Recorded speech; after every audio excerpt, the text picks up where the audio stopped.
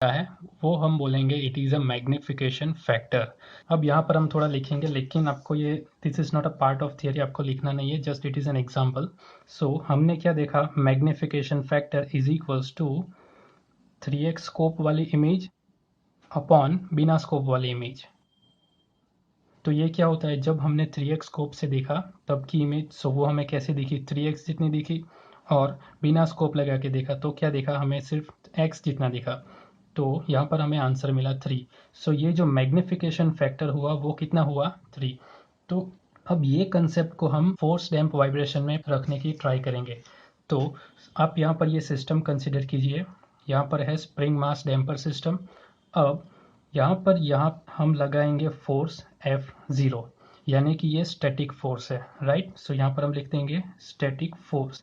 अब यहाँ पर आप जो सेकंड फिगर देख रहे हो वो सेम ही है, लेकिन यहाँ पर हम कौन सा फोर्स लगाएंगे, तो हार्मोनिक फोर्स लगाएंगे, यानी कि F0 sign omega T. So that is nothing but harmonic force. अब स्टैटिक फोर्स लगाने से सपोज यहाँ पर एम्पलीट्यूड हमें मिलता है x स्टैटिक, यानी कि x एस टी, राइट। और हार्मोनिक फोर्स यानी कि F0 साइन ओमेगा टी लगाने से हमें यहाँ पर जो एम्पलीट्यूड मिलता है वो है x, राइट। तो अब हम यहाँ पर देखते हैं कि यहाँ पर क्या किया हमने, हार्मोनिक फोर्स लगाया, यानी कि साइन ओमेगा टी वाला फोर्स, और यहाँ पर बिना साइन ओमेगा टी वाला फोर्स।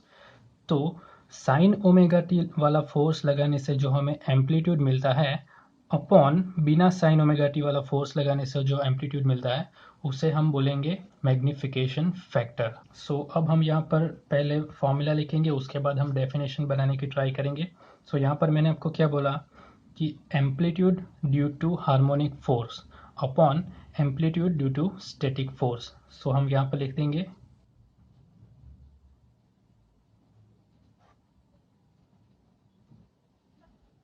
अब ये जो एम्पलीट्यूड है हार्मोनिक फोर्स का वो कितना हमने लिया यहाँ पर x, और ड्यू टू स्टैटिक फोर्स का एम्पलीट्यूड कितना लिया, x एस टी, क्योंकि स्टैटिक है इसलिए x एस टी। तो ये होता है आपका मैग्निफिकेशन फैक्टर। चलो तो अब इसे आप रिलेट करो, जो मैंने आपको पबजी वाला एग्जांपल दिया स्टार्टिंग में उससे रिलेट करो। तो यहाँ पर क्या है, पहले हमने क्या देखा था कि स्कोप वाली इमेज अपॉन बिना स्कोप वाली इमेज, राइट। सो यहाँ पर भी क्या है, साइन ओमेगा टी वाले फोर्स से जो एम्पलीट्यूड मिलता है वो अपॉन बिना साइन ओमेगा टी वाले फोर्स से जो एम्पलीट्यूड मिलता है वो, उसका ratio, that is nothing but it is a magnification factor. So इस तरह से आप याद रखो तो आपको बहुत ही इजीली याद रहेगा। चलो तो ये हो गया x upon X S T. अब हम यहाँ पर डेफिनेशन लिखेंगे। तो डेफिनेशन हम कैसे लिखेंगे, बस ये जो हमने रेशियो लिखा है वही हमें वर्ड्स में लिखना है, तो वो हो जाएगा हमारा डेफिनेशन।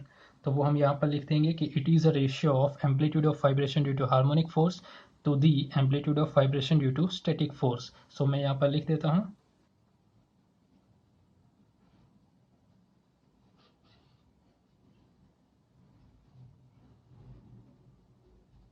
सो ये हो गया डेफिनेशन, और फॉर्मूला आपको इस तरह से लिखना है। अब हमने जो पिछली थियरी देखी थी force damp vibration with constant harmonic excitation, उसमें हमने ये x की पूरी वैल्यू डिराइव की थी। तो वो जो वैल्यू थी वो कुछ नहीं है, it is F0 by K upon under root of 1 minus omega by omega N the whole square, और उसका square plus 2 zeta omega by omega N whole square. So ये है x, राइट। अब divide by X S T. तो अब यहाँ पर देखो, यहाँ पर F इज इक्वल्स टू क्या होगा, स्प्रिंग फोर्स कितना होता है, के एक्स होता है, राइट। लेकिन यहाँ पर एक्स एस टी है तो हम एक्स एस टी लिखेंगे। अब यहाँ पर एक्स एस टी क्या हो जाएगा, so it will be F by के, राइट। एफ जीरो है तो एफ जीरो लिखेंगे, सो एफ जीरो बाई के। सो हम यहाँ पर भी एक्स एस टी को हम कैसे लिखेंगे, एफ जीरो बाई के लिख सकते हैं। सो यहाँ पर डिनोमिनेटर में है, so it will be here 1 upon F zero by के। तो यहाँ पर ये कैंसिल हो जाएगा और हमें जो फाइनली आंसर मिलेगा, so final formula is, so this is the final formula for magnification factor, या तो फिर डायनामिक मैग्नीफायर। चलो तो अब एक और डेफिनेशन देख लेते हैं मैग्निफिकेशन फैक्टर का। तो यहाँ पर आपने देखा कि M F magnification factor is equals to X upon X S T, right. So इसे हम कैसे लिख सकते हैं, तो x is equals to magnification factor into X S T लिख सकते हैं, राइट। सो अब इस पर से भी हम एक डेफिनेशन फ्रेम कर सकते हैं। तो कैसे? तो यहाँ पर देखो, तो मैग्निफिकेशन फैक्टर एक ऐसा फैक्टर है जिससे हम अगर amplitude of vibration due to static force को मल्टीप्लाई करेंगे तो हमें amplitude of vibration due to harmonic force मिलेगा। यानी कि this term into magnification factor करेंगे तब जाके हमें ये मिलेगा। इस तरह से हम डेफिनेशन फ्रेम कर सकते हैं, राइट। सो हम डेफिनेशन लिखेंगे कि it is a factor by which amplitude of vibration due to static force must be multiplied in order to get amplitude of vibration due to harmonic force। Simple है, M F into this term, so हमें ये मिलेगा। सो इस तरह से हम definition लिख सकते हैं, तो वो हम यहाँ पर लिख देंगे।